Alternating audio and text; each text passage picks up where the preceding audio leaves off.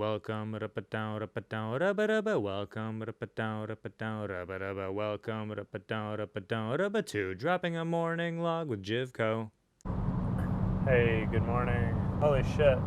It's another beautiful week. So, I just watched this video, which I thought was really fucking cool. It was about how a person dies and they go into basically a place where it's just them and one other being. And that being is a god.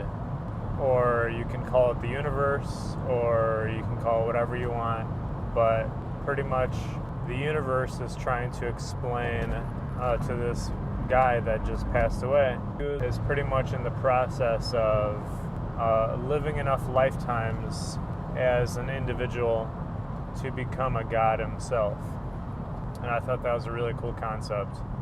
You know, it didn't matter what time he was born. You know, the concept of time is just irrelevant, you know, to the universe as being. And it was just really cool. Like, the universe was personified as like a guy, basically, or like a human form, pretty much made of galaxies. Anyway, this video is called The Egg, and I thought it was really cool how they explain everything. And then the guy's basically just rebirthed into, you know, the next lifetime or the next individual. So it's really interesting to see how the guy, you know, like the human that just passed away, you know, is asking the universe, oh, like, have I been other people? Because basically it's just saying, like, in this universe there's only you and me. And then he's like, oh, like, have I been other people? And he's like, yes, like, you've lived other lifetimes. And he's like, have I ever interacted with myself? And he's like, you interact with yourself all the time in the universe. You know, you can be born as a Taiwanese girl in the 1840s or whatever. It's just a really cool concept of having the universe pretty much be... I mean, like, the cool concept lies in the fact that I have a strong belief in that all the life energies of the world come from the same place, potentially. This is obviously my belief, and I've turned it over, you know, enough for myself. But anyway, so every single organism on this planet at this moment, its life energy comes from the same place, but it's not born into, obviously, like, the same organism every time.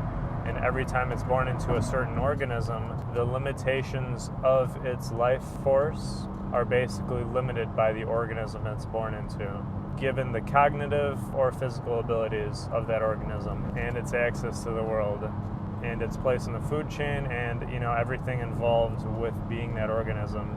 And so, given that theory, I think it's interesting to understand or consider that every single thing you interact with, I'm not too sure what I've made, you know, if I've made up my mind about plants or not, but at least just everything in the animal kingdom is what I'm talking about. I don't know about fungi and plants because they're something we can't necessarily comprehend having a life force, meaning like an individual life force about them. I don't know if that makes sense, but cognitively I can't wrap my head around it.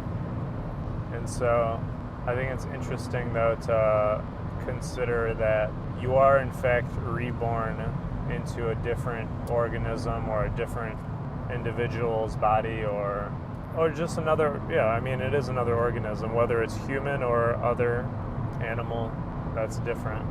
So that being said, maybe people who associate with being animals or other kin or shit like that, what they're really doing, potentially, this is a wild speculation, is being stuck in the mindset of a past life, or maybe they just prefer to live a simpler life of being a dog or whatever. But when you're a dog, like, you can't really live the life of a dog completely.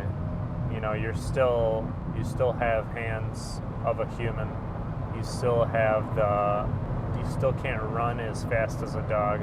Actually, you might be able to run faster, who knows? I don't know the land speed record of dogs, but it's just interesting to think about. But going back to that, if you're a dog, you're not going to be able to use a cell phone or, you know, a computer or any of that stuff. You're just trying to get best of both worlds, of being a dog and being cute and cuddly or whatever the fuck you think that dogs do, and being a human in whatever way.